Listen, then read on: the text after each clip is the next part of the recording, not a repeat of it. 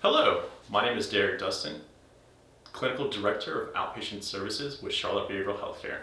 Today I'd like to give you an overview about what eye movement desensitization and reprocessing is, as well as what it may look like for you when you engage in EMDR services with Charlotte Behavioral Healthcare.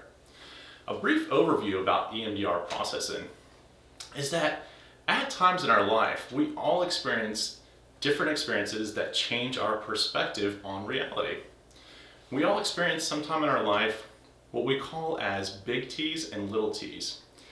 And that's not to say that big T's are any different than little t's in the way that trauma impacts us, but what it does identify is how those trauma experiences build up our perception of reality. One example I'd like to provide is when we're traveling down the road and a vehicle cuts us off. What do we initially experience when that person cuts us off? Consistently, feedback that I receive is there's a negative response about that person that cut us off in the vehicle. And then once we start to think about that person and that negative way that we're thinking about that person, we then start to feel a certain way. So we may have some negative emotions related to that negative thought. So we may think that person wronged us in some way, and now we start to feel these emotions of anger. We may have some different behavioral responses. Some common responses are we'll say some words under our breath, or we'll yell in the car, and we go about our day, but we notice that that emotion continues with us for a little bit of time. A way to challenge that and look at it from another perspective is that if we know the person that cut us off in the vehicle, and now we know it's our neighbor, maybe they're rushing to the hospital to see their unborn child, or maybe they're experiencing some troubles at home and it's a challenge for them to get out the door on time, and we know that their boss might have said, if you show up late again for work, you're not going to have a job anymore. This may be something that changes our perception of reality at that time for that person, and maybe we're not thinking that they did something wrong to us. Maybe we're showing a little bit more empathy towards that person of cutting us off. And now we don't feel that anger anymore. We might feel something different. We might still have a sense of alert, but that we're not angry, and that our behavioral actions might be different as well too. Those are kind of like big T's and little t's of our perception of reality. Big T's is over time that we have small traumatic events in our lives that cue us back to historical traumatic reminders. Big T's are those significant life impact stressors, maybe a severe motor vehicle accident, maybe an accident that occurred outside of the vehicle, maybe there's something of a natural disaster that occurred that created a traumatic response for us, so that whenever a storm does occur, that now we have a flashback and we're automatically going back to that experience when there was a major natural disaster that occurred. That's an example of a big T.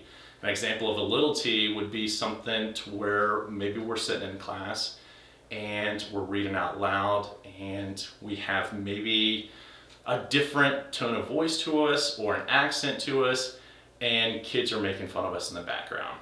Those are examples of little t to where now when we go to read, we have flashbacks about the time that someone thought differently of us, and we have experienced little trauma, little t's in that regard that build up to that apprehension about wanting to give speeches in public again. What EMDR does is it helps us process those traumas in a safe approach. One, we recognize that there is a biological basis to that trauma and how trauma is stored inside the mind. When we experience trauma, our mind has a natural response system. It's a fight or flight response system. And at times it can go through that process and it can process the memory fine. At times that process gets delayed though.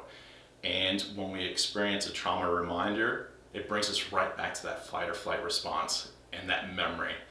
And what EMDR does is we utilize dual attention stimulation to help us maintain and be grounded, and as well as safely approach going back and looking at that historical event.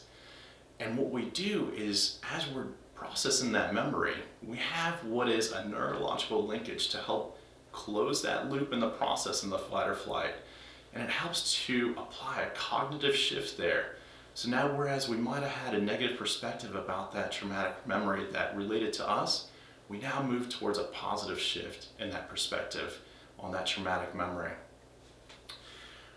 What that dual attention stimulation does is it can be provided in multiple ways. We can either have a visual technique to where one may utilize their hand and we're going to follow along.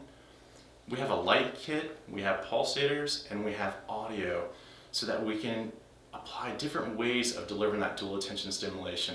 The key of that dual attention stimulation is to, one, activate both sides of the mind so that we can capture what that memory was and where that memory was captured at and process that memory. But it's also keeping us in the here and now and keeps us grounded with that dual attention stimulation so that we can go in and talk about that historical event in a safe way, in a calm way.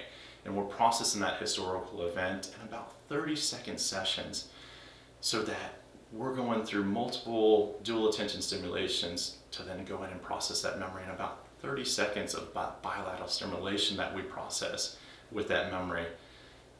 And then we go through multiple phases. We go through what is the adaptive information processing, which has 8 phases to it. So we're systematically going through each one of the traumatic events that we identify to process, and we go through a safe approach with processing each one of those memories. What happens with coming into services with CBHCs, we would first conduct an assessment. We would gather historical information, and then from there we're going to go into developing our individual service plan and start to outline some of the memories that we're going to work on throughout EMDR treatment. And then we're going to approach each session with those 8 phases so we have a systematic approach, and that provides awareness as well too of what it's going to look like for EMDR therapy. I thank you for taking the time with me today to review EMDR therapy. And please, if you ever have any questions, reach out to us at CBHC. Have a good day.